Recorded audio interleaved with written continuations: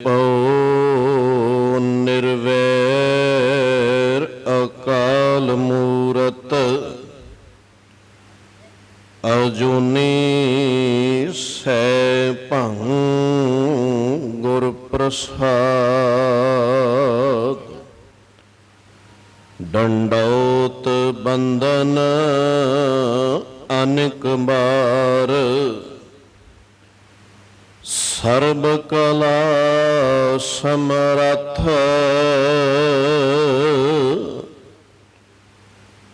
ਡੋਲਣ ਤੇ ਰੱਖੋ ਪ੍ਰਭੂ ਨਾਨਕ ਦੇ ਕਰ ਹੱਥ। ਜੇਤਾ ਜੀਉ ਪਿੰਡ ਸਭ ਤੇਰਾ ਤੂੰ ਅੰਤਰ ਜਾਮੀ ਪੁਰਖ ਭਗਵਾਨ। ਦਾਸਨ ਦਾਸ ਕਹਿ ਜਨ ਨਾਨਕ ਜਿਹਾ ਤੂੰ ਕਰਾਏ ਤੇਹਾ ਹਉ ਕਰੀ ਵਖਿਆਨ।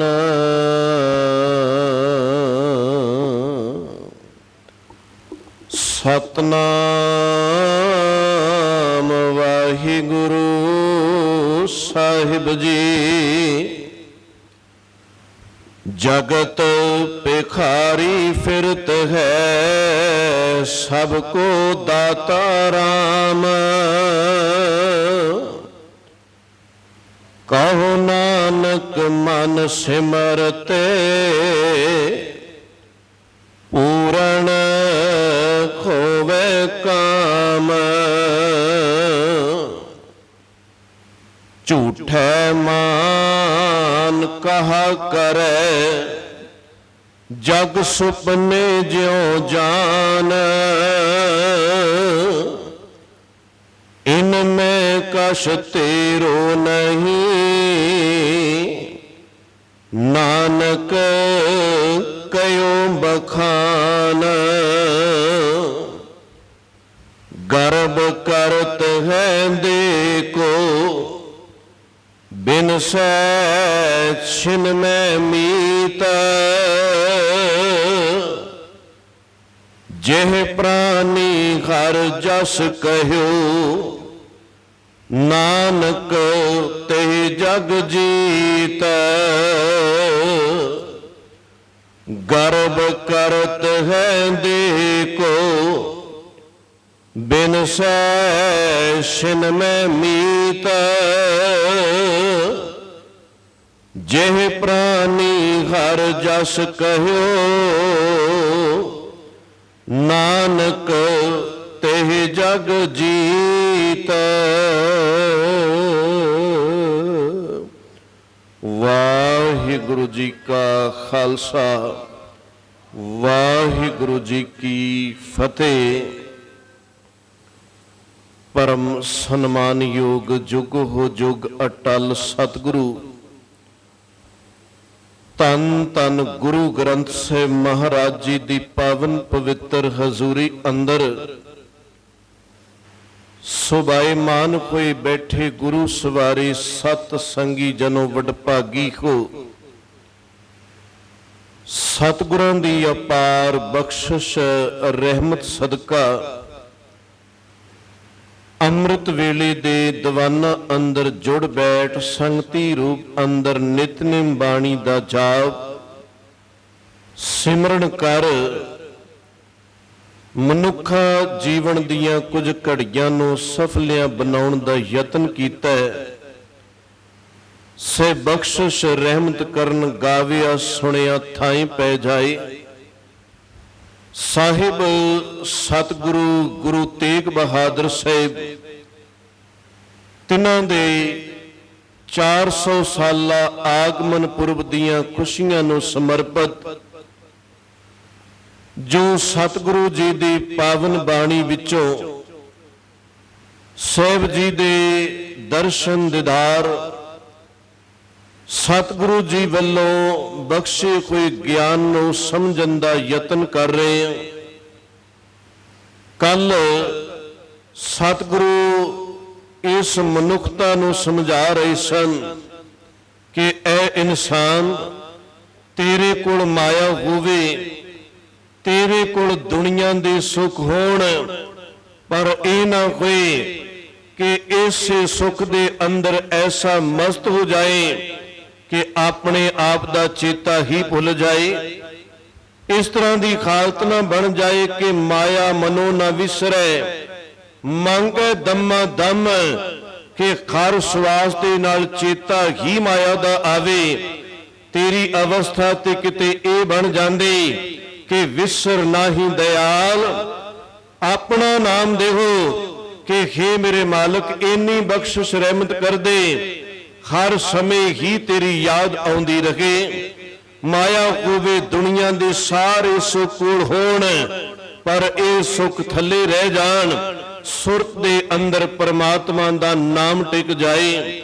ਕੱਲ ਇਹਨਾਂ ਬਚਨਾਂ ਨੂੰ ਆਪਾਂ ਵਿਚਾਰ ਰਹੇ ਸਾਂ। ਅੱਜ ਸਾਹਿਬ ਜੀ ਨੇ ਜੋ ਅੱਗੇ ਬਖਸ਼ਿਸ਼ ਕੀਤੀ, 3 ਸ਼ਲੋਕਾਂ ਦਾ ਪਾਠ ਆਪਾਂ ਸਰਵਣ ਕੀਤਾ ਹੈ। ਇਹਨਾਂ ਪਾਵਨ ਬਚਨਾਂ ਅੰਦਰ ਸਾਹਿਬ ਜੀ ਕੀ ਬਖਸ਼ਿਸ਼ ਰਹਿਮਤ ਵਰਤਾ ਰਹੇ ਨੇ।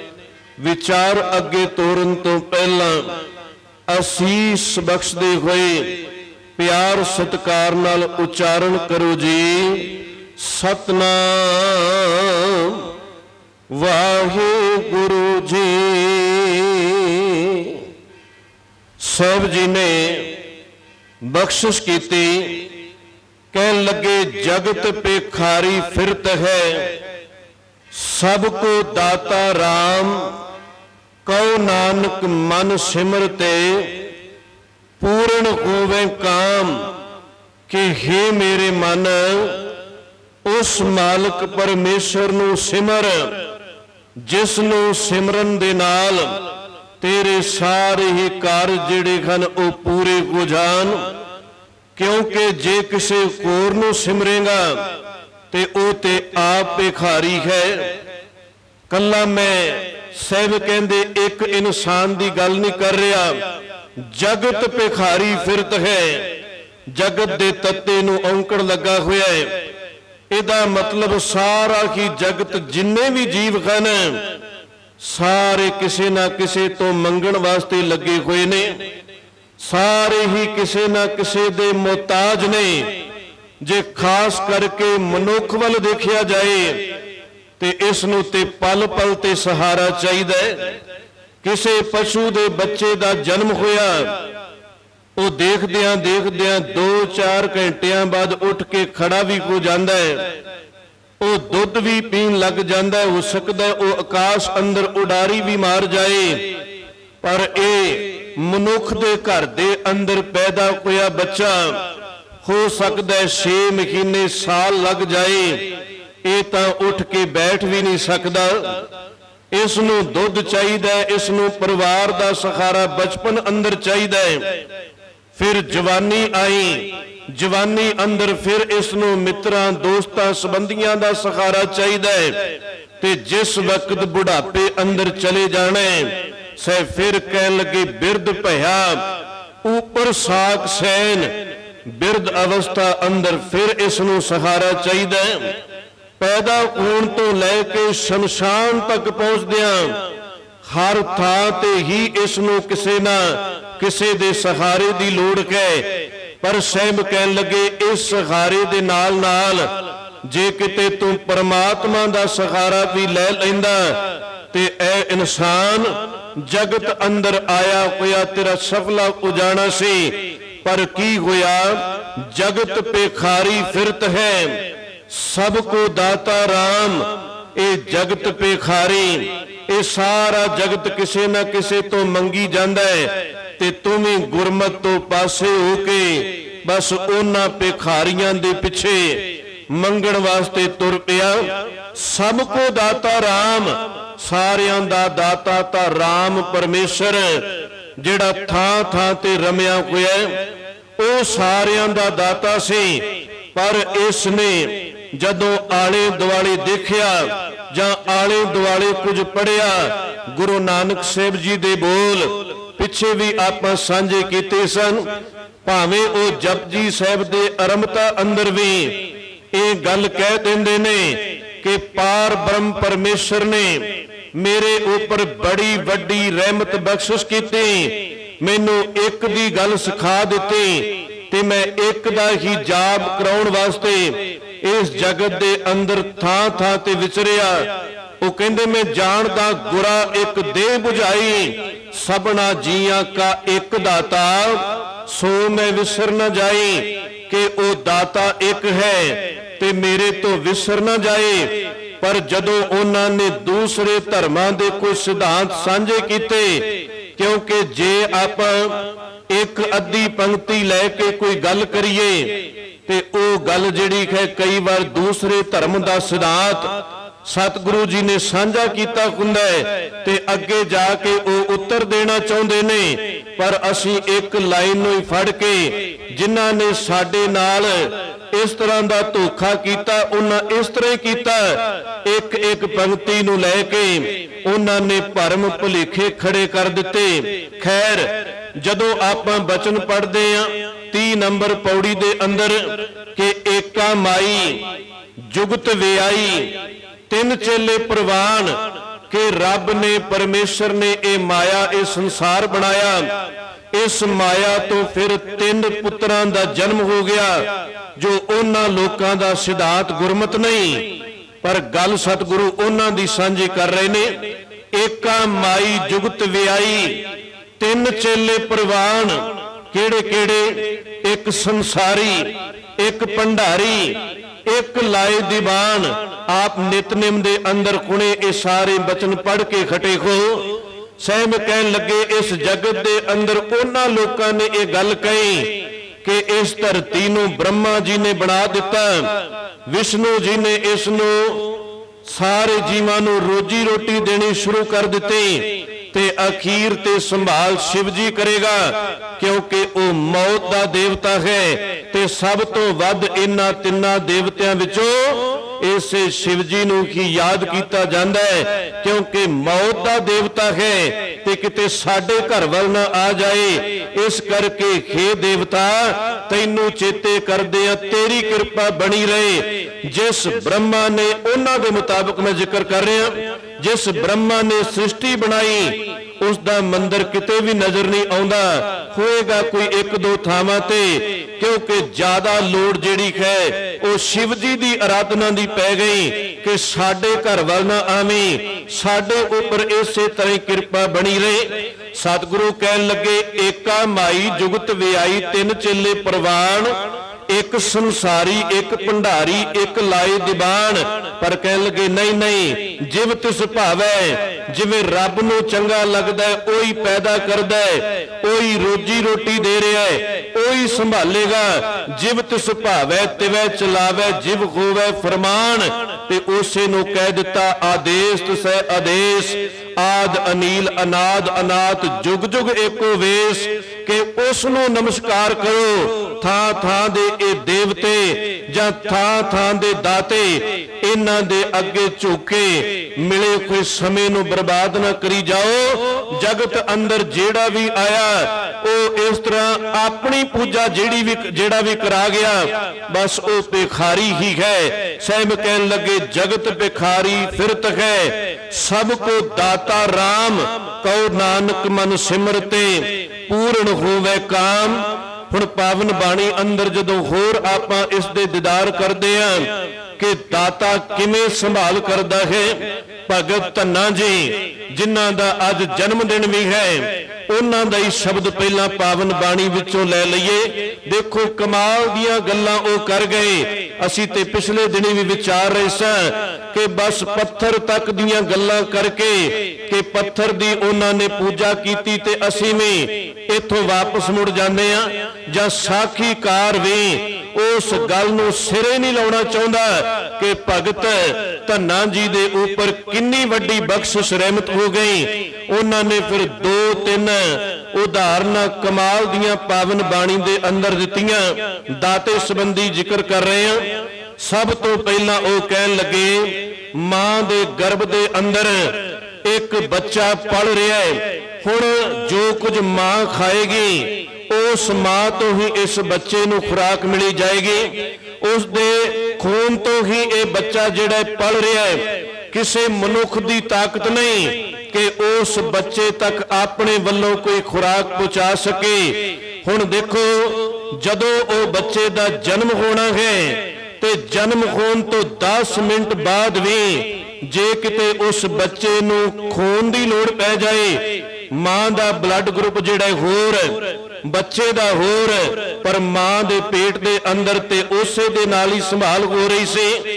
हुण जे मां दा ब्लड ग्रुप होर है बच्चे दा होर है ते हुण मां दा खून नहीं चढ़ सकदा। हुण उसे दे नाल मिलदा होया जो बच्चे दा ब्लड ग्रुप है वही खून चढ़ सकदा है। पर गर्भ दे अंदर ते मालिक संभाली जांदा सी। भगत धन्ना जी कहन लगे देखो किन्ना वड्डा दाता ओ इस मां दे गर्भ दे अंदर भी इस बच्चे दी साम संभाल कर गया। उस तो बाद ये इंसान इसकी बिरती है ये नाल नाल शंके खड़े कर लेंदा है। कह सकता है कि ये तो जो कुछ मां ने खादा वो कुछ ही बच्चे तक पहुंच गया। ते भगत धन्ना जी ने दूसरा उदाहरण दे दिता। कहन लगे खारिक जिन्ने भी आजीव जंतु पशु हैं ये अपने बच्चों के खाण वास्ते इंतजाम कर लेंदे ने। ते कहन लगे किते कच्छू कुम्मी वाल देखो उस दे बच्चे जेड़े खन बाहर रेते ऊपर बरेते ऊपर आ पानी अंदर जां कदी बाहर आ गई ना ता उस दे कोल कोई दुध दा इंतजाम है ना उस दे पंख हन कि दूर तो कितों जाके वो बच्चों दे खाण दा इंतजाम करे। पर सतगुरु कहन लगे भगत धन्ना जी ये गल दी सांझ पा रहे ने जां साहब ने होर भी पावन बाणी अंदर इस तरह का जिक्र किया। उन्होंने कूंजां दी उदाहरण ले ली। उड़ै उड़ आवे सह कुस तिस पाछे बचरे शरिया।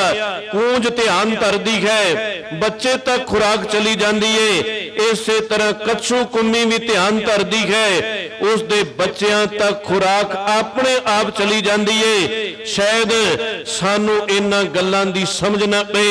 मैडिकल साइंस जिहड़ी है आउण वाले समय अंदर इन्हां गल्लां नूं होर क्लीयर कर दी जाएगी। हुण भगत जी कहन लगे उस कच्छू कुम्मी दे कोल दुध दा इंतजाम नहीं, पंख उस दे नहीं, पर उस दे बच्चों नूं भी खुराक मिली जाती है। ते शंकावादी इंसान फिर कह देगा कि उस कच्छू कुम्मी ने ध्यान धरिया ते उस दे बच्चों तक खुराक चली गई। ते भगत जी ने तीसरा उदाहरण ले लिया। कहन लगे कोई मिट्टी दा वड्डा सारा डला कह लीए, पत्थर कह लीए। हुण उस पत्थर दे आले दुआले कोई रस्ता नहीं, पत्थर बिल्कुल बंद, पर जदों किते तोड़िया जांदा उस विचों भी कीड़ा निकल आउंदा है। उस तक खुराक किहड़े पासे तो चली गई, सारे पासे बंद। इसनों होर भी एक इतिहास विचों घटना जे सांझी करिए ते गल होर क्लीयर हो जाती है। शिवाजी मरहट्टा जेड़ा मरहट्टियां दा बड़ा आगू होया, बड़ा सूझवान होया और इन्हां दा गुरु होया समर्थ रामदास। ते समर्थ रामदास ने जिहड़ी सिक्ख्या लई वो 6वें पातशाह गुरु हरगोबिंद साहिब जी तो लई। गुरु हरगोबिंद पातशाह दा जिस तरह का स्वरूप आपां तस्वीरां अंदर देखते हैं इस तरह की तस्वीर समर्थ रामदास दी मिल जाएगी। ते इस तरह का ही चौंक अंदर लगा होया बुत शिवाजी मरहट्टे दा मिल जाएगा। गुरु हरगोबिंद पातशाह दा स्वरूप जिवें देखने ते शिवाजी मरहट्टे दा बुत भी सानू दोनों इको जे मिलते जुलते नजर आउंदे ने, क्योंकि इन्हां ने गुरु हरगोबिंद पातशाह दी सिक्ख्या नूं माणिया, कोल बह के सिक्ख्या लई, ताई शिवाजी मरहट्टे वर्गे इन्ने दलेर हो गए। पर अज इस दे मन दे अंदर कुछ हंकार आ गया। इसने महाराष्ट्र दी धरती ते एक किला बनाया ते ओ किला बनाउंदियां बड़ा मान कर बैठा कि देखो इन्ने इस ते मिस्त्री काम कर रहे ने, इन्ने इत्थे मजदूर काम कर रहे ने। जे मैं किते किला ना बनाउंदा ते इन्हां नूं रोजी रोटी शायद ना मिलदी। ਇਹ ਭੁੱਖੇ ਹੀ ਰਹਿ ਜਾਂਦੇ। ਹੁਣ ਜਦੋਂ ਕਿਲਾ ਤਿਆਰ ਹੋ ਗਿਆ ਤੇ ਅੱਜ ਸ਼ਿਵਾਜੀ ਮਰਹੱਟਾ ਜਿਹੜਾ ਮਾਣ ਕਰਕੇ ਬੈਠਾ ਹੈ, ਅੱਜ ਆਪਣੇ ਗੁਰੂ ਉਸ ਸਮਰੱਥ ਰਾਮਦਾਸ ਨੂੰ ਇੱਥੇ ਬੁਲਾਉਂਦਾ ਹੈ। ਜਦੋਂ ਬੁਲਾਇਆ ਗਿਆ ਤੇ ਵਾਰ-ਵਾਰ ਕਿਲਾ ਦਿਖਾਉਂਦਿਆਂ ਇਹ ਗੱਲ ਕਹੀ ਜਾਂਦਾ ਹੈ, ਇਹ ਸਾਰਾ ਕੁਝ ਮੇਰੇ ਵੱਲੋਂ ਹੋਇਆ, ਇੰਨੇ ਮੈਂ ਮਿਸਤਰੀ ਲਾਏ, ਇੰਨੇ ਮਜ਼ਦੂਰ ਲਾਏ, ਇੰਨਿਆਂ ਦੀ ਰੋਜੀ ਇੱਥੋਂ ਚਲਾਈ। ਤੇ ਸਮਰੱਥ ਰਾਮਦਾਸ ਜੀ ਪਛਾਣ ਗਏ ਕਿ ਮੇਰਾ ਚੇਲਾ ਹੰਕਾਰ ਦੇ ਬੋਲ ਬੋਲਦਾ ਹੈ, ਜੇ ਇਹ ਨਾਮ ਹੀ ਸਾਰਾ ਕੁਝ ਕਰਦਾ ਤੇ ਰੋਜੀ ਰੋਟੀ ਤੇ ਤਾਂ ਵੀ ਉਹਨਾਂ ਨੂੰ ਮਿਲੀ ਜਾਣੀ ਸੀ। ਚਲਦਿਆਂ ਚਲਦਿਆਂ ਸਾਹਮਣੇ ਇੱਕ ਮਿੱਟੀ ਦਾ ਡਲਾ ਆ ਗਿਆ। ਸਮਰੱਥ ਰਾਮਦਾਸ ਕਹਿਣ ਲੱਗੇ, ਸ਼ਿਵਾਜੀ ਮਰਹੱਟਾ ਜੀ, ਆ ਡਲਾ ਜਿਹੜਾ ਕਿ ਤੜਵਾਇਆ ਜਾਏ। ਹੁਣ ਜਿਸ ਵਕਤ ਉਹ ਡਲਾ ਮਿੱਟੀ ਦਾ ਤੋੜਿਆ ਜਾਂਦਾ ਹੈ ਤੇ ਵਿੱਚੋਂ ਕੀੜਾ ਨਿਕਲ ਆਉਂਦਾ ਹੈ, ਕੁਝ ਕੋਲ ਥੋੜੀ ਖੁਰਾਕ ਪਈ ਹੋਈ ਹੈ, ਉਸੇ ਵਕਤ ਸਮਰੱਥ ਰਾਮਦਾਸ ਕਹਿਣ ਲੱਗੇ, ਸ਼ਿਵਾਜੀ ਦੇਖ, ਇਹ ਰਸਤਾ ਸਾਰਾ ਬੰਦ, ਪਰ ਇਸ ਕੀੜੇ ਨੂੰ ਫਿਰ ਵੀ ਖੁਰਾਕ ਮਿਲੀ ਜਾਂਦੀ ਹੈ। ਐਵੇਂ ਮਾਨ ਨਹੀਂ ਕਰੀਦਾ, ਜਿਹੜਾ ਪੈਦਾ ਕਰਨ ਵਾਲਾ ਹੈ ਉਹੀ ਸਾਰਿਆਂ ਨੂੰ ਰੋਜੀ ਰੋਟੀ ਦਿੰਦਾ ਹੈ। ਭਗਤ ਧੰਨਾ ਜੀ ਬਸ ਇਹੀ ਗੱਲ ਸਾਨੂੰ ਸਿਖਾਉਣਾ ਚਾਹੁੰਦੇ ਨੇ ਕਿ ਪੱਥਰ ਦੇ ਅੰਦਰ ਰੱਬ ਦੀਆਂ ਗੱਲਾਂ ਨਾ ਕਰੋ। ਪੱਥਰ ਦੇ ਅੰਦਰ ਜੇ ਕੀੜਾ ਹੈ ਤੇ ਉਹ ਦਾਤਾ ਪੱਥਰ ਦੇ ਅੰਦਰ ਉਸ ਕੀੜੇ ਤੱਕ ਵੀ ਉਸ ਦੇ ਖਾਣੇ ਦਾ ਇੰਤਜ਼ਾਮ ਕਰਕੇ ਬੈਠਾ ਹੋਇਆ ਹੈ। ਉਸ ਵਰਗਾ ਹੋਰ ਜਗਤ ਦੇ ਅੰਦਰ ਕੋਈ ਦਾਤਾ ਨਹੀਂ। ਭਗਤ ਜੀ ਨੇ ਇਹ ਬੋਲ ਸਾਂਝੇ ਕੀਤੇ। ਕਹਿਣ ਲੱਗੇ, ਰੇ ਚਿੱਤ ਚੇਤਸ ਕੀ ਨਾ ਦਿਆਲ ਦਮੋਦਰ, ਬਿਬੈ ਨਾ ਜਾਣਸ ਕੋਈ, ਜੇ ਧਾਵੈ ਬ੍ਰਹਮੰਡ ਖੰਡ ਕੋ ਕਰਤਾ ਕਰੇ ਸੋ ਹੋਈ। ਜਨਨੀ ਕੇਰੇ ਉਦਰ ਉਦਕ ਮੈਂ, ਪਿੰਡ ਕੀਆ 10 द्वारा, दे आहार अग्न में रखे, ऐसा खसम हमारा, कुम्मी जल माहे तन तिस बाहर। तन दा अर्थ है बच्चे, कुम्मी जल माए तन तिस बाहर, पंख खीरतन नाहे, पूर्ण परमानंद मनोहर समझ देख मन माहे। पाखंड कीट गुप्त हुए रहता, पत्थर दे अंदर कीड़ा, पाखंड कीट गुप्त हुए रहता, ताचो मार्ग नाही, कहत ना पूर्ण ताहू को, मातरे जी डराही। क्यों डरदा फिरदा है, क्योंकि दाता एक वो आप है, जगत भिखारी फिरत है, सबको दाता राम, कहो नानक मन सिमरते, पूर्ण होवे काम। सैम कहन लगे, जे उसनू सिमरेगा ते तेरे कारज जेड़े हन ਉਹ ਪੂਰੇ ਹੋ ਜਾਣਗੇ। ਸਤਿਗੁਰੂ ਜੀ ਪਾਵਨ ਬਾਣੀ ਅੰਦਰ ਇਸ ਦਾ ਬਹੁਤ ਵਿਸਥਾਰ ਕਰਦੇ ਨੇ। ਗੁਰੂ ਗੋਬਿੰਦ ਸਿੰਘ ਪਾਤਸ਼ਾਹ ਜੀ ਨੇ ਵੀ ਕਿਹਾ, ਜੇ ਜ਼ਫਰਨਾਮਾ ਲਿਖਦੇ ਨੇ ਤੇ ਪਹਿਲੇ ਸ਼ੇਰ ਦੇ ਅੰਦਰ ਹੀ ਸਾਹਿਬ ਜੀ ਨੇ ਦਾਤੇ ਦੀ ਹੀ ਗੱਲ ਕੀਤੀ। ਕਹਿਣ ਲੱਗੇ, ਕਮਾਲੇ ਕਰਾਮਾਤ ਕਾਇਮ ਕਰੀਮ, ਰਜਾ ਬਖਸ਼ੋ, ਰੋਜੀ ਰੋਟੀ ਉਹ ਦਿੰਦਾ ਹੈ, ਰਜਾ ਬਖਸ਼ੋ, ਰਾਜ਼ਕ ਰਿਹਾ ਕੁਨ ਰਹੀਮ, ਕਿ ਉਸ ਵਰਗਾ ਕੋਈ ਦਾਤਾ ਨਹੀਂ।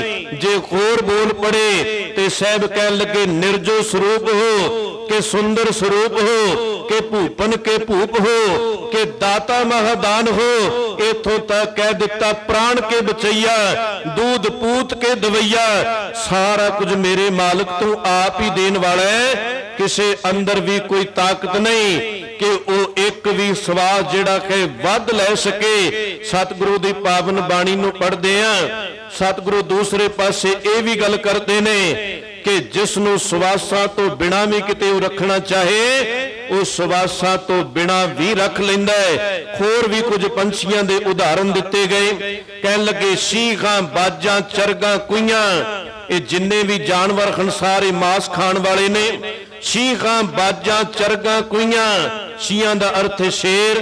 ਸ਼ੀਖਾਂ, ਬਾਜਾਂ, ਚਰਗਾਂ, ਕੁਈਆਂ, ਇਹਨਾਂ ਖਵਾਲੇ ਘਾਹ ਖਾਂਤ ਨਾ ਮਾਸ ਖਵਾਲੇ, ਇਹ ਚਲਾਏ ਰਾਹ। ਜਿਸ ਵਕਤ ਪਸ਼ੂਆਂ ਨੂੰ ਦੇਖਦੇ ਆ ਤੇ ਇਹ ਘਾਹ ਖਾ ਕੇ ਜਿੰਦਾ ਰਹਿੰਦੇ ਨੇ, ਪਰ ਸਾਹਿਬ ਕਹਿਣ ਲੱਗੇ, ਰੱਬ ਦੀ ਮਰਜ਼ੀ, ਉਹ ਘਾਹ ਖਾਣ ਵਾਲਿਆਂ ਨੂੰ ਮਾਸ ਖਵਾ ਸਕਦਾ ਹੈ, ਮਾਸ ਖਵਾਉਣ ਵਾਲਿਆਂ ਨੂੰ ਘਾਹ ਖਵਾ ਸਕਦਾ ਹੈ। ਜਿੱਥੇ ਨਦੀਆਂ ਚੱਲਦੀਆਂ ਨੇ ਉੱਥੇ ਟਿੱਬੇ ਬਣਾ ਸਕਦਾ ਹੈ, ਜਿੱਥੇ ਟਿੱਬੇ ਹਨ ਉੱਥੇ ਨਦੀਆਂ ਵਹਾ ਸਕਦਾ ਹੈ, ਕਿਉਂਕਿ ਦਾਤਾ ਉਹ ਹੈ। ਜੇ ਉਸ ਨੇ ਇਹ ਸ੍ਰਿਸ਼ਟੀ ਬਣਾਈ ਤੇ ਉਹ ਕੁਝ ਦਾ ਕੁਝ ਕਰ ਸਕਦਾ ਹੈ, ਉਸ ਨੂੰ ਦਾਤਾ ਮੰਨ ਲੈ। ਸ਼ੀਹਾਂ, ਬਾਜਾਂ, ਚਰਗਾਂ, ਕੁਈਆਂ, ਇਹਨਾਂ ਖਵਾਲੇ ਘਾਹ ਘਾਹ ਖਾਂਤ ਨਾ ਮਾਸ ਖਵਾਲੇ, ਇਹ ਚਲਾਏ ਰਾਹ ਨਦੀਆਂ ਵਿੱਚ ਟਿੱਬੇ ਦੇ ਖਾਲੇ। ਥਲੀ ਕਰੇ ਅਸਗਾ ਕੀੜਾ ਥਾਪ ਦੇ ਪਾਤਸ਼ਾਹੀ, ਲਸ਼ਕਰ ਕਰੇ ਸਵਾ ਅਗਲਾ ਬਚਨੇ ਜੇਤੇ ਜੀ ਜੀਵੇਂ ਲੈ ਸਾ। ਜੀਵਾਲੇ ਤਾ ਕੇ ਅਸਾ ਸਾਰੇ ਜੀਵ ਸਵਾਸ ਲੈ ਕੇ ਜੀਂਦੇ ਹਨ, ਪਰ ਜੇ ਉਹ ਬਿਨਾਂ ਸਵਾਸਾਂ ਤੋਂ ਵੀ ਰੱਖਣ ਤੇ ਆ ਜਾਏ ਤੇ ਉਹ ਬਿਨਾਂ ਸਵਾਸਾਂ ਤੋਂ ਵੀ ਰੱਖ ਲੈਂਦਾ। ਉਸ ਦਾਤੇ ਅੱਗੇ ਕਦੇ ਵੀ ਕਿਸੇ ਪ੍ਰਕਾਰ ਦਾ ਸ਼ੱਕ ਨਾ ਕਰੇ, ਕਿਉਂਕਿ ਜਗਤ ਭਿਖਾਰੀ ਫਿਰਤ ਹੈ। ਸਭ ਕੋ ਦਾਤਾ ਰਾਮ, ਸਾਰਿਆਂ ਦਾ ਦਾਤਾ ਉਹ ਆਪ ਹੈ। ਦੁਨੀਆ ਦਾ ਵੀ ਕੋਈ ਪਦਾਰਥ ਲੈਣਾ ਹੈ ਤੇ ਸਾਹਿਬ ਇਹ ਨਹੀਂ ਕਹਿੰਦੇ ਕਿ ਪਹਿਲਾਂ ਹੋਰ ਦਰ ਤੇ ਤੁਰਿਆ ਫਿਰ, ਜਦੋਂ ਜਗਤ ਦੇ ਬਹੁਤੇ ਪਦਾਰਥ ਹੋ ਜਾਣ, ਤ੍ਰਿਪਤ ਹੋ ਜਾਏ, ਹੁਣ ਅਧਿਆਤਮ ਖੁਰਾਕ ਚਾਹੀਦੀ ਤੇ ਇੱਥੇ ਆ ਜਾ। ਸਾਹਿਬ ਕਹਿਣ ਲੱਗੇ ਨਹੀਂ, ਸਭ ਕੁਝ ਤੇਰੇ ਤੋਂ ਹੀ ਮੰਗਣਾ ਹੈ। ਦੁਨੀਆ ਦੇ ਪਦਾਰਥ ਵੀ ਤਾਂ ਤੇਰੇ ਤੋਂ ਹੀ ਲੈਣੇ ਨੇ। ਅਧਿਆਤਮਕ ਮਾਰਗ ਦੇ ਪਾਂਧੀ ਬੰਨੇ ਤੇ ਉਹ ਵੀ ਦਾਤ ਤੇਰੇ ਤੋਂ ਲੈਣੀ ਹੈ। ਸਾਜਨੋ ਤੂੰ ਮੀਤ ਮੇਰਾ, ਗ੍ਰਹਿ ਤੇਰੇ ਸਭਕੇ, ਮਾਣ ਮੰਗੋ ਤਾਣ ਮੰਗੋ ਧਨ ਲਖਮੀ ਸੁਤ ਦੇ। ਤੇਰੇ ਦਰ ਤੋਂ ਹੀ ਮਾਇਆ ਚਾਹੀਦੀ ਏ, ਤੇਰੇ ਦਰ ਤੋਂ ਇੱਜ਼ਤ ਮਾਣ ਵਡਿਆਈ ਚਾਹੀਦੀ ਏ, ਤੇਰੇ ਦਰ ਤੋਂ ਹੀ ਸੰਤਾਨ ਚਾਹੀਦੀ ਹੈ। ਇਸ ਦਰ ਤੋਂ ਸਭ ਕੁਝ ਮਿਲਦਾ ਹੈ, ਕਿਉਂਕਿ ਸਾਡੇ ਘਰਾਂ ਅੰਦਰ ਭਾਵੇਂ ਬਹੁਤ ਕੁਝ ਹੋਵੇ ਪਰ ਸਭ ਕੁਝ ਨਹੀਂ ਹੈਗਾ। ਕਈ ਵਾਰ ਕੋਈ ਚੀਜ਼ ਦੀ ਜ਼ਰੂਰਤ ਪੈ ਜਾਏ ਤੇ ਅਸੀਂ ਕਹਿੰਦੇ ਆ ਗਵਾਂਢੀ ਤੋਂ ਫੜ ਲਈਏ ਜਾਂ ਬਾਜ਼ਾਰ ਦੇ ਵਿੱਚੋਂ ਜਾ ਕੇ ਲੈ ਆਈਏ, ਅੱਜ ਨਹੀਂ ਕੱਲ ਨੂੰ ਲੈ ਆਵਾਂਗੇ। ਸਾਡੇ ਘਰ ਅੰਦਰ ਸਭ ਕੁਝ ਨਹੀਂ, ਬਹੁਤ ਕੁਝ ਹੋ ਸਕਦਾ ਹੈ ਪਰ ਸਭ ਕੁਝ ਨਹੀਂ। ਤੇ ਜਦੋਂ ਇੱਥੇ ਬਚਨ ਪੜ੍ਹੇ ਜਾਂਦੇ ਨੇ, ਇੱਥੇ ਇਹ ਨਹੀਂ ਕਿਹਾ ਕਿ ਘਰ ਤਾਂ ਤੇਰਾ ਬਹੁਤ ਕੁਝ ਹੈ, ਘਰ ਤਾਂ ਤੇਰਾ ਸਭ ਕੁਝ ਹੈ, ਤੇਰੇ ਘਰ ਦੇ ਅੰਦਰ ਸਭ ਕੁਝ ਹੈ, ਤੈਨੂੰ ਕਿਤੇੋਂ ਲੈ ਕੇ ਨਹੀਂ ਆਉਣਾ ਪੈਂਦਾ, ਸਭ ਕੁਝ ਤੇਰੇ ਕੋਲ ਹੈ। ਸਾਰੇ ਭੰਡਾਰ ਜਿਹੜੇ ਹਨ, ਜੋ ਕੁਛ ਪਾਇਆ ਸੋ ਇੱਕ ਵਾਰ, ਸਭ ਕੁਝ ਇਸਨੇ ਇੱਕੋ ਵਾਰ ਕਰਤੇ ਨੇ ਪਾ ਦਿੱਤਾ। ਅੱਜ ਤੋਂ ਜੇ 50-100 ਸਾਲ ਪਹਿਲਾਂ ਦੀ ਗੱਲ ਕਰੀਏ, ਅੱਜ ਆਪਾਂ ਬਹੁਤਾਤ ਆਪਣੇ ਘਰਾਂ ਅੰਦਰ ਗੈਸ ਤੇ ਹੀ ਪ੍ਰਸ਼ਾਦੇ ਤਿਆਰ ਕਰਨੇ ਆ, ਪਰ ਅੱਜ ਤੋਂ 50-100 ਸਾਲ ਪਹਿਲਾਂ ਕੌਣ ਗੈਸ ਤੇ ਪ੍ਰਸ਼ਾਦੇ ਬਣਾਉਂਦਾ ਸੀ? ਪਰ ਗੈਸ ਤਾਂ ਉਦੋਂ ਵੀ ਹੈ ਸੀ। ਜਿੰਨਾ ਕੁਝ ਵੀ ਉਸਨੇ ਬਣਾਇਆ, ਜੋ ਕੁਛ ਪਾਇਆ ਸੋ ਇੱਕਾ ਵਾਰ ਸਭ ਕੁਝ ਉਸਨੇ ਇੱਕੋ ਵਾਰ ਹੀ ਪਾ ਦਿੱਤਾ ਹੈ। ਇਹ ਖੋਜ ਜਿਉਂ-ਜਿਉਂ ਮਨੁੱਖ ਕਰੀ ਜਾਏਗਾ, ਫਿਰ ਉਸ ਦਾਤੇ ਸੰਬੰਧੀ ਸਮਝ ਪਈ ਜਾਏਗੀ। ਮੈਂ ਜ਼ਿਕਰ ਕਰ ਰਿਹਾ ਸਾਂ, ਸਭ ਕੁਝ ਤੇਰੇ ਘਰ ਦੇ ਅੰਦਰ ਹੈ। ਸਾਡੇ ਘਰ ਦੇ ਅੰਦਰ ਕੋਈ ਫਾਲਤੂ ਚੀਜ਼ਾਂ ਪਈਆਂ ਹੋਣ, ਅਸੀਂ ਚੁੱਕ ਕੇ ਬਾਹਰ ਕੱਢ ਦਿੰਨੇ ਆ, ਤੇ ਰੱਬ ਦੇ ਘਰ ਦੇ ਅੰਦਰ ਜੋ ਕੁਝ ਵੀ ਪਿਆ ਹੋਇਆ ਹੈ, ਇੱਕ ਵੀ ਚੀਜ਼ ਉਸਨੇ ਆਪ ਨਹੀਂ ਵਰਤਣੀ। ਇਸ ਮਨੁੱਖਤਾ ਵਾਸਤੇ ਉਹ ਸਭ ਕੁਝ ਰੱਖ ਕੇ ਬੈਠਾ ਹੋਇਆ ਹੈ, ਪਰ ਕਦੀ ਵੀ ਰੱਬ ਨੇ ਇਹ ਨਹੀਂ ਕਿਹਾ ਹੋਣਾ ਕਿ ਮੈਂ ਸਭ ਕੁਝ ਇੱਥੋਂ ਕੱਢ ਦਿਆਂ। ਨਹੀਂ, ਸਮੇਂ-ਸਮੇਂ ਉਹ ਹਰ ਚੀਜ਼, ਪਤਾ ਨਹੀਂ ਇਹ ਸ੍ਰਿਸ਼ਟੀ ਕਿੰਨਾ ਸਮਾਂ ਅਜੇ ਚੱਲੇਗੀ, ਕਿੰਨੇ ਜੀਵ ਇਸ ਧਰਤੀ ਤੇ ਆਉਣਗੇ। ਕਿਤੇ ਰੱਬ ਨੇ ਨਹੀਂ ਕਹਿਣਾ ਕਿ ਬਸ ਹੁਣ ਮੈਂ ਅੱਕ ਗਿਆ, ਮੈਂ ਥੱਕ ਗਿਆ, ਹੁਣ ਅਗਲੇ ਜੀਵਾਂ ਨੂੰ ਮੈਂ ਖਾਣ ਵਾਸਤੇ ਨਹੀਂ ਦੇ ਸਕਦਾ। ਸਾਡੇ ਘਰ ਅੰਦਰ 5-7 ਪਰਿਵਾਰ ਦੇ ਮੈਂਬਰ ਹੋਣ, ਹੋ ਸਕਦਾ ਹੈ ਮਾੜਾ ਮੋਟਾ ਇੰਤਜ਼ਾਮ ਕਰਕੇ ਉਹਨਾਂ ਨੂੰ ਖਵਾਈ ਜਾਈਏ, ਪਰ ਜੇ ਘਰ ਅੰਦਰ ਆਇਆ ਮਹਿਮਾਨ ਕਹਿ ਦੇ ਮੈਂ ਜਾਣਾ ਹੀ ਕੋਈ ਨਹੀਂ, ਮੈਂ ਇੱਥੇ ਰਹਿਣਾ ਹੈ, ਤੇ ਘਰ ਦੇ ਅੰਦਰ ਲੜਾਈ ਝਗੜਾ ਪੈ ਜਾਏਗਾ। ਅਸੀਂ ਇਸ ਨੂੰ ਕਿੱਥੋਂ ਖਵਾਈਏ? ਪਰ ਖੇ ਮੇਰੇ ਮਾਲਕ, ਇਹਨੇ ਜੀਵ ਪੈਦਾ ਕੀਤੇ, ਸਭ ਨੂੰ ਰੋਜੀ ਰੋਟੀ ਦੇਈ ਜਾਣਾ ਹੈ। ਪਤਾ ਨਹੀਂ ਕਿੰਨੇ ਜੀਵ ਆ ਕੇ ਚਲੇ ਗਏ, ਕਿੰਨੇ ਖਾ ਰਹੇ ਨੇ। ਹੁਣੇ ਆਪਾਂ ਭਗਤ ਧੰਨਾ ਜੀ ਦੇ ਬਚਨਾਂ ਨੂੰ ਵਿਚਾਰਿਆ ਕਿ ਕੱਲਾ ਮਨੁੱਖ ਨੂੰ ਹੀ ਨਹੀਂ ਪਾਲ ਰਿਹਾ, ਉਹ ਹਰ ਜੀਵ ਜੰਤੂ ਦੀ ਸੰਭਾਲ ਕਰ ਰਿਹਾ ਹੈ। ਮੈਂ ਜ਼ਿਕਰ ਕਰ ਰਿਹਾ ਸਭ ਤੇਰੇ ਘਰ ਵਿੱਚੋਂ ਸਭ ਕੁਝ ਮਿਲਦਾ ਹੈ। ਬਚਨ ਸਾਂਝਾ ਕਰਨ ਲੱਗਾ, ਅਸਾਮ ਦੀ ਧਰਤੀ ਤੇ ਜਿਸ ਵਕਤ ਗੁਰੂ ਤੇਗ ਬਹਾਦਰ ਸਾਹਿਬ ਜੀ ਵਿਚਰ ਰਹੇ ਨੇ, ਉੱਥੇ ਦੋ ਰਾਜਿਆਂ ਦਾ ਝਗੜਾ। ਵੈਸੇ ਉਸ ਪਾਸੇ ਤੋਂ ਬਗਾਵਤ ਉੱਠਦੀ ਸੀ ਤੇ ਔਰੰਗਜ਼ੇਬ ਵੀ ਉਸ ਪਾਸੇ ਵੱਲ ਜਾਣਾ ਨਹੀਂ ਸੀ ਚਾਹੁੰਦਾ, ਕਿਉਂਕਿ ਬੰਗਾਲ ਦਾ ਜਿਹੜਾ ਜਾਦੂ ਹੈ ਉਸ ਤੋਂ ਡਰਦੇ ਹੋਏ ਕੋਈ ਉਸ ਪਾਸੇ ਵੱਲ ਮੂੰਹ ਨਹੀਂ ਸੀ ਕਰਦਾ। ਸ਼ਾਇਦ ਅੱਜ ਵੀ ਕੁਝ ਹਾਲਾਤ ਇਸੇ ਤਰ੍ਹਾਂ ਦੇ ਉੱਥੇ ਹੋਣ, ਔਰੰਗਜ਼ੇਬ ਉਸ ਪਾਸੇ ਵੱਲ ਮੂੰਹ ਨਹੀਂ ਕਰਦਾ। उस पासे वल एक राजा राम सिंह भेजिया गया है कि जा उस इलाके नूं फतेह कर। हुण उन्हां दिनां अंदर ही गुरु तेग बहादुर साहिब उस इलाके अंदर विचर रहे ने ते अज राजा राम सिंह सतगुरु दी शरण अंदर आ गया। उस नूं पता लगा ये गुरु नानक साहिब दे गद्दी दे मालक हन, इन्हां दे नेड़े इस तरह दी कोई चीज नहीं आ सकदी। जे मैं इन्हां नूं नाल लैके इस इलाके अंदर विचरा ते हो सकदा है फतेह हो जाए। जदों सतगुरु दी शरण अंदर आया, गलबात सांझी कीती ते साहब कहन लगे लड़ाई करन दी की लोड़, ये मसले वैसे ही हल हो जाणगे। राजियां नूं बिठाया, इतिहास लंबा पर मैं पंछी झात सांझी कर रहा जिस पासे वल मैं आउणा है, जो इस विचों गल मैं लैणी है। साहब ने कहा कि दोनों राजियां नूं बुलावांगे ते ये सारा झगड़ा बैठे बैठे ही निबड़ जाएगा समझा के, क्योंकि लड़ाई भावें जिन्नी मर्जी वधा लईए, जिन्नी देर इकट्ठे हो के नहीं बैठांगे उन्नी देर कदी भी किसी लड़ाई झगड़े दा खल नहीं निकलिया करदा। शायद इसे करके पंचायतां पिंडां अंदर थापियां गईयां कि बैठ के गल करो। सतगुरु भी कह लगे होए 71, इन्हें क्या कि लड़ लो, ये ते बाद दा हथियार है कि जदों कोई चारा ना चले फिर सिरी साहब कढ़ ली जाए। पहला नहीं साहब ने कहा कि शस्त्र कढ़ लो। होए 71, की करो मिलो मेरे भाई, होए 71 मिलो मेरे भाई, दुविधा दूर करो लिवलाए। दुविधा बैठ के ही दूर हो सकती है, बैठ के ही उसका हल जिहड़ा निकल आउंदा है। भावें देशां दे झगड़े होण, भावें परिवारां दे झगड़े होण, जिन्ना मर्जी कोई लड़ लए, आखिर बैठ के ही मसले हल होया करदे ने। खैर गुरु तेग बहादुर साहब जी ने वो मसला हल करवा दिता। हुण ये राजा राम सिंह सतगुरां दा श्रद्धालु बन गया।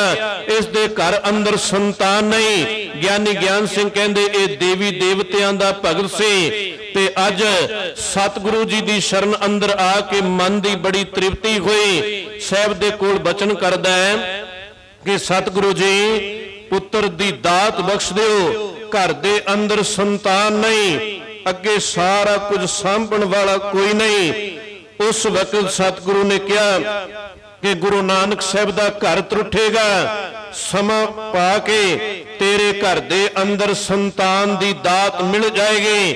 खैर समा पा के ये आप ते शायद राजा राम सिंह चढ़ाई कर जांदा है। इस दे घर दे अंदर एक पुत्र पैदा होया जिस दा नाम राजा रतन राय करके आउंदा है। हुण इसने जदों खोज संभाली ते इस दी मां स्वर्णमती, इसने सारी गल सांझी कीती कि तेरे ऊपर गुरु नानक साहब दे घर दी बख्शिश रहमत है।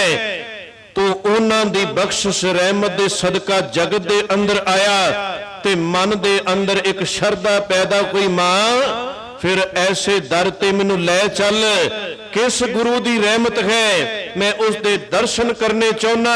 ते फिर देखो मैं जिक्र कर रहा, घर दे अंदर सतगुरु दी बख्शिश रहमत सदका इस दे घर अंदर पुत्र दी दात पैदा हुई राजा राम सिंह दे, ए राजा रतन सिंह पैदा होया। सतगुरु दी बख्शिश हुई। बचन आपां विचार रहे हैं, जगत भिखारी फिरत है, सबको दाता राम, के सारियां दा दाता एक राम अकाल पुरख है। इस ऊपर भरोसा बन जाए। दूसरे धर्मां दे लोग भरोसा कर रहे ने, ऐ मेरे मना सतगुरु दे नेड़े तो वधेरे बैठता है, किते तेरा भी गुरु ऊपर भरोसा बन जाए। और देखो किड्डा वड्डा शुकराना वो करदा है, अपने नाल होर कुछ एहलकारां नूं लैंदा है, पंच कला शस्त्र वो तैयार करदा है जिस दा बटन दबन दे नाल कदी ते वो कटार बन जांदा है, कदी वो पिस्तौल बन जांदा है। पंच कला शस्त्र 5 बार बटन दबदा है, कदी कुछ बन जांदा है, कदी कुछ बन जांदा है। चंदन दी चौंकी प्रसादी खाती जिहड़ा आनंदपुर साहिब दी धरती ते गुरु गोबिंद सिंह पातशाह दा बड़ा साथ देंदा है।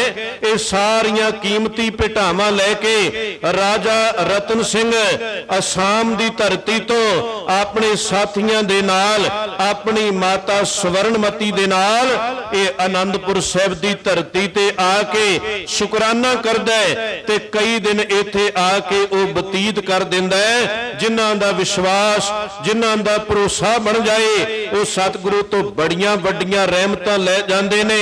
ਇੱਥੇ ਆ ਕੇ ਪਤਾ ਲੱਗਾ ਸੀ ਕਿ ਜਿਨ੍ਹਾਂ ਕੋਲ ਮੇਰੇ ਪਿਤਾ ਜੀ ਨੇ ਅਰਦਾਸ ਕੀਤੀ ਸੀ, ਉਹ ਗੁਰੂ ਤੇਗ ਬਹਾਦਰ ਸਾਹਿਬ ਤਾਂ ਹਿੰਦੂ ਧਰਮ ਦੀ ਰੱਖਿਆ ਵਾਸਤੇ ਆਪਾ ਕੁਰਬਾਨ ਕਰ ਗਏ। ਹੁਣ ਉਹਨਾਂ ਦੇ ਸੁਪੁੱਤਰ ਗੁਰੂ ਗੋਬਿੰਦ ਸਿੰਘ ਪਾਤਸ਼ਾਹ ਹਨ ਤੇ ਉਹ ਗੁਰੂ ਗੋਬਿੰਦ ਸਿੰਘ ਪਾਤਸ਼ਾਹ ਦੇ ਕੋਲ ਹੀ ਰਹਿ ਕੇ ਕਈ ਦਿਨ ਸਤਿਗੁਰੂ ਜੀ ਦੇ ਕੋਲੋਂ ਬਖਸ਼ਾਂ ਰਹਿਮਤਾਂ ਲੈ ਕੇ ਫਿਰ ਵਾਪਸ ਗਿਆ ਸੀ। ਮੈਂ ਜ਼ਿਕਰ ਕਰ ਰਿਹਾ ਕਿ ਦਾਤਾ ਪ੍ਰਮਾਤਮਾ ਹੈ, ਬਸ ਜਿਨ੍ਹਾਂ ਦਾ ਭਰੋਸਾ ਬਣ ਜਾਏ ਉਹ ਫਿਰ ਥਾਂ ਥਾਂ ਦੇ ਸਹਾਰੇ ਨਹੀਂ ਤੱਕਦੇ। ਜਗਤ ਭਿਖਾਰੀ ਫਿਰਤ ਹੈ, ਸਭ ਕੋ ਦਾਤਾ ਰਾਮ, ਕਉ ਨਾਨਕ ਮਨ ਸਿਮਰਤੇ, ਪੂਰਨ ਹੋਵੇ ਕਾਮ।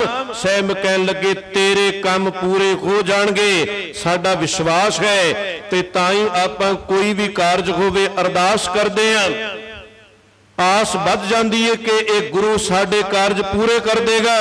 ਤੇ ਇਹ ਵੀ ਅਰਦਾਸ ਕਰ ਦਈਏ, ਮੇਰੇ ਮਾਲਕ ਜੀ ਸਾਨੂੰ ਜਿਉਂਦੇ ਜੀ ਆਪਣੇ ਚਰਨਾਂ ਦੇ ਅੰਦਰ ਰੱਖ ਲੈ। ਮਰਨ ਤੋਂ ਬਾਅਦ ਇਸ ਘਰ ਅੰਦਰ ਅਸੀਂ ਤਰਲੇ ਨਹੀਂ ਲੈਣੇ ਚਾਹੁੰਦੇ, ਨਾ ਹੀ ਤੇਰਾ ਘਰ ਕੋਈ ਮਰਨ ਤੋਂ ਬਾਅਦ ਦੇ ਲਾਰੇ ਲਾਉਂਦਾ ਹੈ। ਇਹ ਵੱਖਰੀ ਗੱਲ, ਕੋਈ ਸੰਗਤ ਅੰਦਰ ਬਖਸ਼ਿਆ ਅਰਦਾਸ ਕਰ ਦੇ ਤੇ ਕੋਈ ਪਾਪੀ, ਕੋਈ ਕਰਮੀ ਜਿਹੜਾ ਉਹ ਬਖਸ਼ਿਆ ਜਾਏ। ਨਹੀਂ ਤੇ ਸਾਹਿਬ ਕਹਿਣ ਲੱਗੇ ਤੇਰੇ ਕਰਮਾਂ ਦੇ ਉੱਪਰ ਨਿਬੇੜਾ ਕੋਣ ਹੈ। ਇਸ ਕਰਕੇ ਆਪਣੇ ਸੰਬੰਧੀ ਕਿਤੇ ਇਹ ਵੀ ਅਰਦਾਸ ਕਰਿਆ ਕਰ ਕਿ ਅੱਗਾ ਸੌਰ ਜਾਏ, ਰੱਬ ਦੇ ਘਰ ਅੰਦਰ ਮੈਨੂੰ ਥਾਂ ਮਿਲ ਜਾਏ, ਕਿਉਂਕਿ ਇਹ ਸਤਿਗੁਰੂ ਦੋਵੇਂ ਲੋਕਾਂ ਨੂੰ ਸਵਾਰ ਦਿੰਦਾ ਹੈ, ਲੋਕ ਵੀ ਤੇ ਪਰਲੋਕ ਵੀ। ਅਗਲੀ ਅਰਦਾਸ ਵੀ ਆਪਣੇ ਆਪ ਕਦੀ ਕਦੀ ਕਰ ਲਿਆ ਕਰ ਕਿ ਸਤਿਗੁਰੂ ਮੈਨੂੰ ਆਪਣੇ ਚਰਨਾਂ ਅੰਦਰ ਕਿਤੇ ਜਿਉਂਦੇ ਜੀ ਥਾਂ ਦੇ ਦੇ।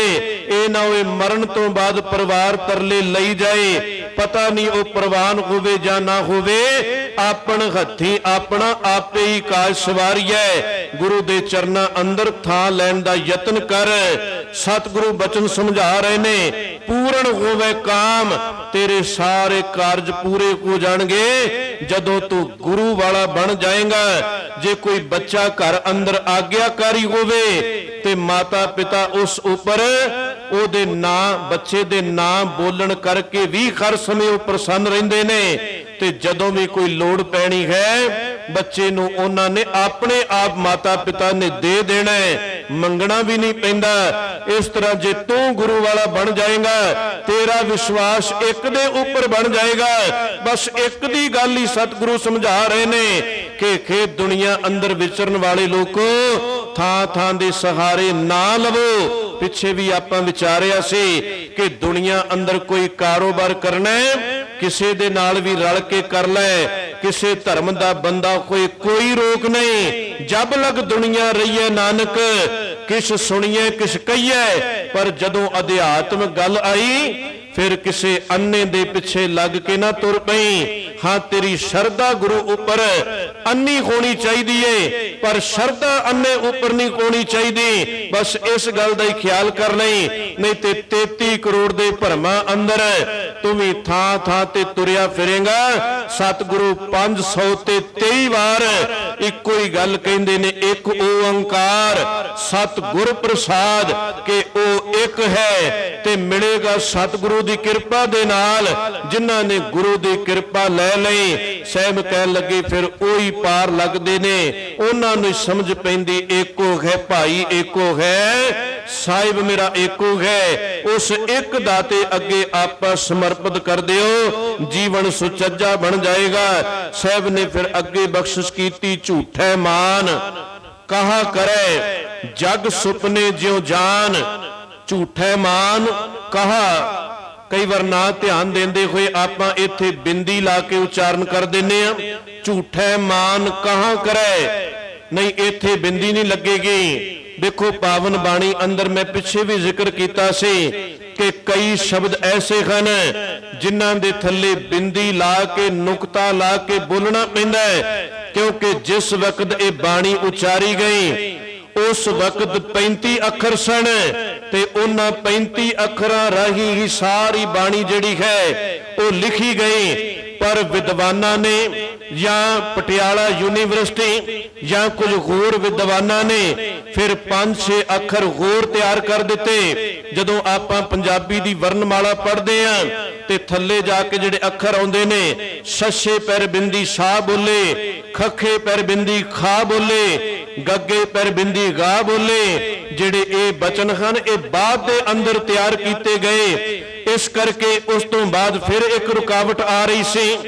लल्ले पैर हुण जिहड़े नवे आ रहे ने उन्हां दे अंदर लल्ले पैर बिंदी भी लगाई गई, क्योंकि एक पासे लिख दईए साला, रिश्ते दे विचों जिवें साला लगदा साला, ते दूसरे पासे लिख दईए 400 साला। ते स्पैलिंग जिहड़े हन सेम ही लगणगे, पता नहीं लगेगा। ते हुण फिर उन्हां विद्वानां ने एक लल्ले दे पैर बिंदी ला के ये स्पैलिंग जिहड़े सन बिल्कुल क्लीयर कर दिते कि साला किहड़ा है ते साला किहड़ा है।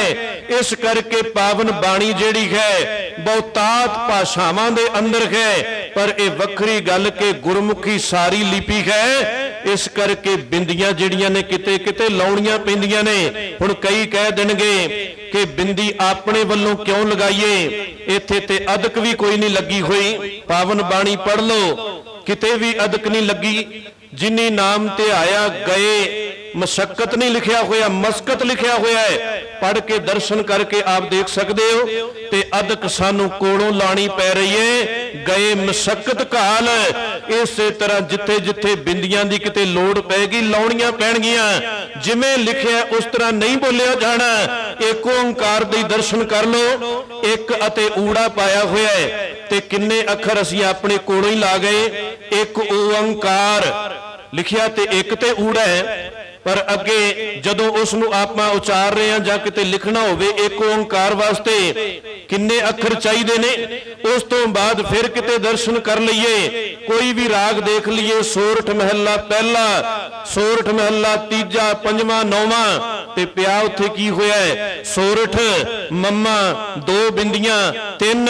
ते हुण की इस तरह ही बोलीए सोरठ मम्मा 2 बिंदियां 3, सोरठ मम्मा 2 बिंदियां 9। किन्ने अखर सानू कोलों लाने पैने ने। सोरठ महला 9वां, सोरठ महला 5वां, ये भी ते अपने कोलों ही सारे लगाई जा रहे हैं कि गुरु साहब ने क्या इन्ने अखर अपने कोलों ला लियो। नहीं, सानू जिथे लोड़ किते पैगी उथे अखर ये कुछ लाउणे पै जांदे ने। इसे तरह ही इथे किते बिंदी लाउणी पै जांदी है ते किते गलत जड़ियां बिंदियां लगियां कोईयां ने। साडी समझ दे मुताबिक सतगुरु दी पावन बाणी उपर नहीं, असीं जिथे जिथे गलत बिंदियां ला दिंने आ उन्हां नूं मैं उतारन दी भी गल साਂਝੀ कर रहा। इथे आपां बिंदी ला के बोल दिंने आ झूठे मान कहां करे, जे कहां करांगे ते अर्थ होर बन जाणगे। इथे बिना बिंदी तो बोलिया जाएगा झूठे मान कहा करे, नहीं ते बहुतात 80% तो ऊपर इथे बिंदी ला के बोलिया जांदा। पर नहीं, समा नहीं मैं होर इसदा विस्तार कर सका। झूठे मान कहा करे, जग सुपने ज्यों जान कादे मान करदा। ये जगत झूठा है सुपना है, इन मैं कश तेरो नहीं नानक कहो बखान। सैम कह लगे मैं ये तेनू गल सच दस रहा, इस अंदर कुछ भी झूठ ना जानी। पर जदों तेरे वल देखदा थोड़ी जी ताकत कोल आ जाए, शरीर ही किते उच्चा लंबा मिल जाए ते इसे दा ही मान करके बैठ जाना है। गर्भ करत है देखो बिन सै छिनमै मीत, इस देही विचों श्वास निकल गए ते जेड़ा मान इस देही दा करी फिरदा से ਉਹ ਮਾਨ ਉਸੇ ਵੇਲੇ ਹੀ ਚਕਣਾ ਚੂਰ ਹੋ ਜਾਣਾ। ਇਸ ਕਰਕੇ ਰੱਬ ਦਾ ਸ਼ੁਕਰਾਨਾ ਕਰ, ਉਸਨੇ ਇੰਨਾ ਸੋਹਣਾ ਸਰੀਰ ਦੇ ਦਿੱਤਾ। ਗਰਭ ਕਰਤ ਹੈ ਦੇਖੋ ਬਿਨ ਸੈ ਛਿਨਮੈ ਮੀਤ, ਜੇ ਪ੍ਰਾਨੀ ਖਰ ਜਸ ਕਿਓ ਨਾਨਕ ਤੇ ਜਗ ਜੀਤ। ਜਿਨ੍ਹਾਂ ਨੇ ਖਰੀ ਜਸ ਕਰ ਲਿਆ, ਫਿਰ ਸਾਹਿਬ ਕਹਿਣ ਲੱਗੇ ਉਹ ਇਹਨਾਂ ਹੰਕਾਰ ਨੂੰ, ਇਹਨਾਂ ਵਿਕਾਰਾਂ ਨੂੰ ਜਿੱਤ ਲੈਂਦੇ ਨੇ, ਉਹ ਇਹਨਾਂ ਵਿਕਾਰਾਂ ਉੱਪਰ ਫਤਿਹ ਪਾ ਲੈਂਦੇ ਨੇ। ਸਤਿਗੁਰੂ ਕਿਰਪਾ ਕਰਨ, ਜਦੋਂ ਇੱਕ ਨੂੰ ਦਾਤਾ ਬਣਾ ਲਵਾਂਗੇ ਤੇ फिर इन्हां सारियां गल्लां दी सानू समझ पै जाएगी। ਇਹ ਨਾ ਹੋਏ ਕੱਲਾ ਜ਼ਬਾਨੀ ਜ਼ਬਾਨੀ ਇੱਕ ਮੰਨੀ ਜਾਈਏ ਤੇ ਫਿਰ ਵਿਆਹ ਕਾਰਜ ਹੋਵੇ ਬੱਚਿਆਂ ਦਾ ਤੇ ਕਿਸੇ ਪੰਡਤ ਕੋਲੋਂ ਜਾ ਕੇ ਸਾਰੀ ਸਮਝ ਲੈਂਦੇ ਫਿਰੀਏ। ਨਹੀਂ, ਇੱਕ ਦੇ ਉੱਪਰ ਭਰੋਸਾ ਕਰੀਏ। ਕੋਈ ਸਮਾਂ ਚੰਗਾ ਮਾੜਾ ਨਹੀਂ, ਸਾਰੇ ਹੀ ਚੰਗੇ ਹਨ। ਸਾਈ ਘੜੀ ਸੁਲੱਖਣੀ, ਸਾਰੇ ਹੀ ਸਮੇਂ ਚੰਗੇ ਨੇ। ਦੁਨੀਆ ਦੀਆਂ ਨਜ਼ਰਾਂ ਅੰਦਰ ਜਾਂ ਕਿਸੇ ਜੋਤਸ਼ੀ ਦੀ ਨਜ਼ਰ ਅੰਦਰ ਜਦੋਂ ਕੋਈ ਸਮਾਂ ਮਾੜਾ ਚੱਲ ਰਿਹਾ ਹੋਵੇ ਤੇ ਜੇ ਉਸੇ ਸਮੇਂ ਕਿਸੇ ਦੇ ਘਰ ਅੰਦਰ ਬੱਚੇ ਦਾ ਜਨਮ ਹੋ ਜਾਏ ਤੇ ਹੁਣ ਕੀ ਕਹੀਏ, ਇਹ ਮਾੜੇ ਸਮੇਂ ਅੰਦਰ ਪੈਦਾ ਹੋ ਗਿਆ? ਨਹੀਂ, ਇਹ ਸਾਡੀਆਂ ਆਪਣੀਆਂ ਹੀ ਮਨੌਤਾਂ ਹਨ। ਸਤਿਗੁਰੂ ਕਹਿੰਦੇ ਸਾਰਾ ਹੀ ਸਮਾਂ ਚੰਗਾ ਹੈ। ਹਾਂ, ਜਿਨ੍ਹਾਂ ਨੂੰ ਕਰਤਾ ਕਦੀ ਵੀ ਚੰਗਾ ਚੇਤੇ ਨਹੀਂ ਆਇਆ ਉਹਨਾਂ ਵਾਸਤੇ ਫਿਰ ਸਭ ਕੁਝ ਹੀ ਮਾੜਾ ਹੈ। ਜੇ ਗੁਰੂ ਦੇ ਨਾਲ ਜੁੜਾਂਗੇ ਤੇ ਇਹ ਸਾਰੇ ਭਰਮ ਜਿਹੜੇ ਹਨ ਸਾਡੇ ਵਿੱਚੋਂ ਨਿਕਲ ਜਾਣਗੇ। ਸ਼ਾਇਦ ਆਉਣ ਵਾਲੇ ਸ਼ਲੋਕਾਂ ਅੰਦਰ ਸਾਹਿਬ ਇਹਨਾਂ ਭਰਮਾਂ ਦਾ ਵੀ ਜ਼ਿਕਰ ਕਰਨਗੇ। ਕੱਲ ਦਾ ਵਿਸ਼ਾ ਵੀ ਸ਼ਾਇਦ ਇਸੇ ਸੰਬੰਧ ਅੰਦਰ ਹੀ ਆ ਜਾਏ ਕਿ ਭਰਮ ਜਿਹੜੇ ਹਨ ਇਨਸਾਨ ਪਾਈ ਫਿਰਦਾ ਹੈ ਤੇ ਜਦੋਂ ਗੁਰੂ ਦੇ ਨਾਲ ਜੁੜਾਂਗੇ ਇਹ ਭਰਮ ਸਾਰੇ ਚਲੇ ਜਾਣਗੇ। ਸਤਿਗੁਰੂ ਕਿਰਪਾ ਕਰਨ, ਬਚਨ ਹਿਰਦਿਆਂ ਅੰਦਰ ਵਸਣ, ਭੁੱਲਾਂ ਬਖਸ਼ ਲੈਣੀਆਂ ਜੀ। ਵਾਹਿਗੁਰੂ ਜੀ ਕਾ ਖਾਲਸਾ, ਵਾਹਿਗੁਰੂ ਜੀ ਕੀ ਫਤਿਹ।